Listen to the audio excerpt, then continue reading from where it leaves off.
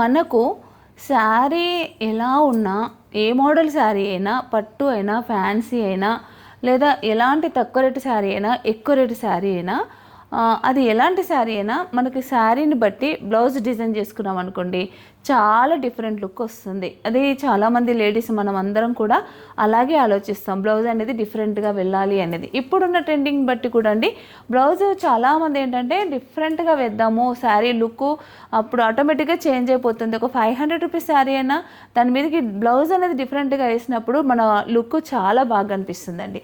కాబట్టి నేను బ్లౌజ్ మీద కాన్సన్ట్రేషన్ చేసి ఇలాంటి బ్యూటిఫుల్ శారీకి చూడండి, శారీ మొత్తం కూడా ప్యారెట్స్ వచ్చాయి. ఈ శారీ మంచి వాయిలెట్ కలర్, డార్క్ వాయిలెట్ కలర్కి ప్యారెట్ డిజైన్ మిడిల్లో వచ్చి, బార్డర్ వచ్చేసి మంచి కంచి బార్డర్ ఉండి, ఇది కూడా మీడియం సైజ్ బార్డరు, చాలా బాగుంది.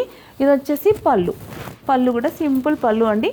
పళ్ళులో కూడా మనకి ప్యారెట్ వీవింగ్ వచ్చింది. దీనికి కాంట్రాస్ట్ బ్లౌజ్ అనేది ఇలా బూటాతో, ఆల్ ఓవర్ బూటా ఎల్లో కలర్ బ్లౌజ్ కాంట్రాస్ట్ వచ్చింది.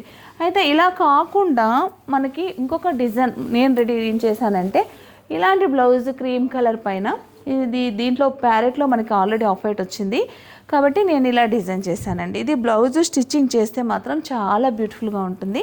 సేమ్ మనకు శారీలో బర్డ్ వచ్చింది కదా, అలాగే ఈ డిజైన్లో కూడా ఈ బర్డ్ డిజైన్ ఇదివరకు మనం చూసిన డిజైనే, కానీ ఇలా కాంట్రాస్ట్గా కాంబినేషన్ ఇలా సెట్ చేసుకొని కనుక బ్లౌజ్ డిఫరెంట్గా స్టిచ్చింగ్ చేయించుకొని వేసుకుంటే చాలా బ్యూటిఫుల్గా ఉంటుందండి. ఈ బ్లౌజు ఈ శారీకి ఎలా ఉంది, మ్యాచ్ అయిందా, మీకు నచ్చిందా?